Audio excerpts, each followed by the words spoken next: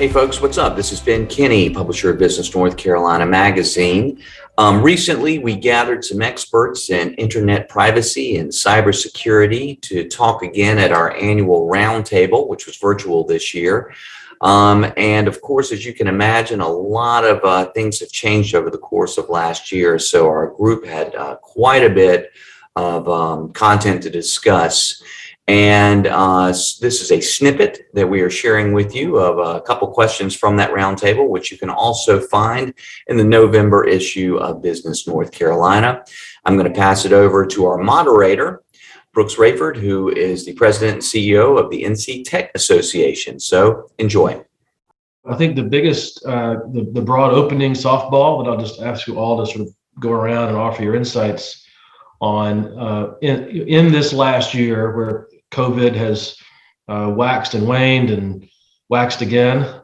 There has been an incredibly large shift to people doing their work and their commerce online.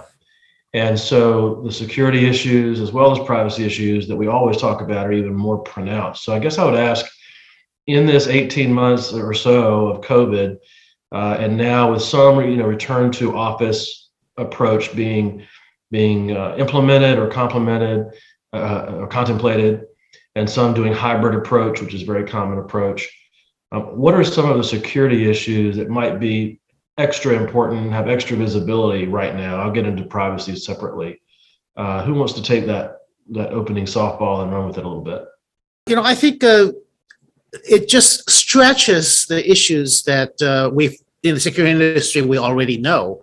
It just stretches the tension much, much higher. For example, the control of the perimeter. There used to be, there is inside the company, outside of the company. Now it's all blending. It's all the way to your homes. We have technologies in theory to deal with those kinds of issues, but they are not always implemented thoroughly and exposes many holes in that strategy. So I would say there's any brand new issues, but it just kind of shows the fault line much more pronounced than in a pre-pandemic era. I would just like to add that while the issues aren't new, they are being exacerbated, right? So not only in a cybersecurity standpoint, where all of a sudden you have home networks, you have children on networks that you're also using for your work, but you also have the physical security aspect of used to be, like Bill was saying, you have an inside and an outside. Well, now you have people sort of coming and going, and they're only here 1 day a week or maybe 2 days a week. So that means that you have a workforce that's not always familiar with who may be a visitor and who is one of your employees who should be there. So we look at things like tailgating. Is that going to happen more frequently because people don't realize who their colleagues are anymore because you only see them online? Brooks, I'll hop in and just kind of reiterate the same thing that Bill and Clara said. We see, as we provide cybersecurity services for companies, a lot of companies going into this pandemic chose connectivity and convenience at the expense of security. And so they rushed to give the access to their customers and their clients.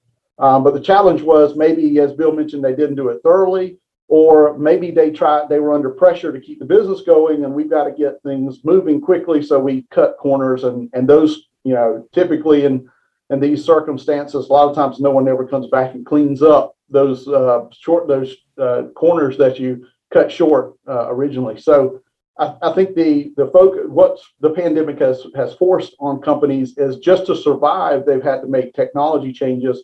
And many times that's not under the advisement of someone who's an expert or has knowledge in the security space. One of the issues we've heard a lot about in recent years, and certainly more and more as time goes on, is ransomware.